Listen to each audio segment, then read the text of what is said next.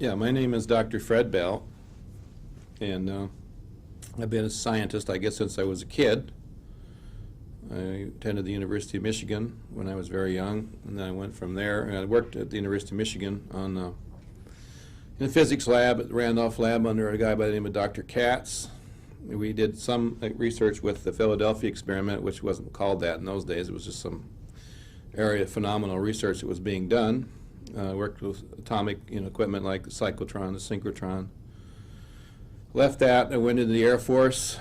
I was involved with the Air Force with early warning radar at the 776th Aero Squadron up in Northern California. And the radars I worked on, one of them was real interesting, was called an ANF-PS35. And it was the one that was developed out at Los Alamos. So then I went from there. I left and went to work for Rockwell for a number of years and worked with different divisions of Rockwell, from optics stuff, which like the ILAS contracts over at Autonetics, which became the basement of the Star Wars project. Then I went into propulsion systems and worked with Wernher von Braun on the Saturn, which eventually took man to the moon.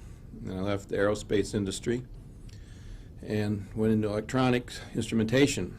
I worked for a firm up called EH Research for a long time in Oakland, California, and my job there was to instrumentize over 2,000 projects all over the United States. So I went into about 3,000 different firms, one after the other, and did instrumentation. So at that time, I was pretty much abreast of everything that was scientifically going on in America, almost every project. I had 15 years out of secret clearance.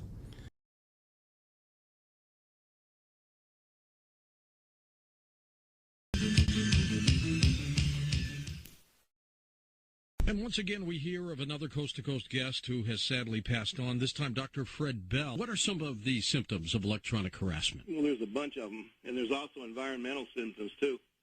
But just a few are sleep deprivation, fatigue, malaise, irritability, shortening of the attention span, daytime fatigue attacks I see on a lot of people, on older people, cataracts, blood changes, circulatory problems, permanent deterioration of the central nervous system.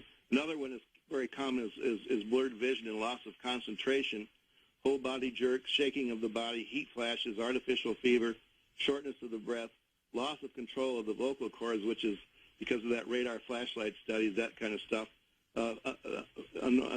unusual forgetfulness, things like that, and sudden sexual urges, suicidal, homicidal thoughts, panic attacks.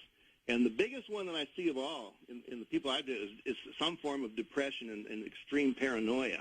I see that, and sometimes in the environment around a targeted person, some people out there I know are going to relate to this, is a stoppage of power to appliances, manipulation of appliance settings, temporary failures that fix themselves, movements of objects often off the shelf under the floor causing breakage, precision and manipulation of switches and controls, premature failure of appliances and computer failures and errors. That's just some of the stuff that goes on. I mean, it does affect the environment, especially if they're doing the millimeter wave stuff, which is a common delivery system. What is confusion weaponry, Fred?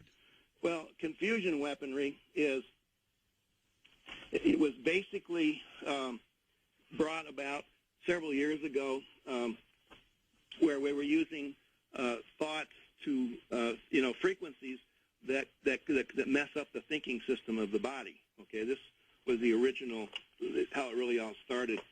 Later on, it got, there were different devices developed that were neurostimulators from a distance. I remember in the very beginning, they were developing devices where they had a control, an implant in your head, and then it was, you would see the effect of it in your head. Later on, it became remote control, and now it's done in a difference, almost on a quantum level. And it's basically impulses that are sent to the body that cause that person to go into some confusion state. Confusion weaponry came originally from Dr. Ross Ade, who was formerly of the Brain Research Center at the University of Southern California, and he worked at Loma Linda, and he worked on the Pandora project, which is part of that stuff that was with the Soviets bombarding us. And it was his definition was specific behavior modifications of electromagnetic means. And the chemical part of it, now there's chemistry involved here, and that causes what's called a calcium efflux, okay? And this is usually from the microwave side of it, and when this calcium efflux happens, it throws out the blood pressure rates, and because remember, calcium ions are necessary to make the heart beat through the atriums of the heart. If you interfere with that, you start getting voids in the brain, lack of oxygen in the brain, and so the blood pressure starts to go up or down, and that causes a panic attack. So you can see how that goes into a panic attack. And if it goes into a panic attack, then that person's going to run down. If it happens more than once, then they're going to run to Big Pharma for some drugs, some SSRI drugs or something, which brings the drug industry on board. But I mean, that's the kind of stuff that goes on. And this was going back. This goes back to the 60s. Okay, and then in the 80s, Dr. Aday demonstrated how 147 megahertz field with a power level of just 0.8 milliwatts per square centimeter causes this calcium influx. And then what happens is they used 147 megahertz carrier, and they modulate it down to 6 to 20 hertz, which is ELF. And the heart likes to beat, I think the heart beats somewhere around 8.1 or 8.2 hertz. So, and it's very easy to overpower.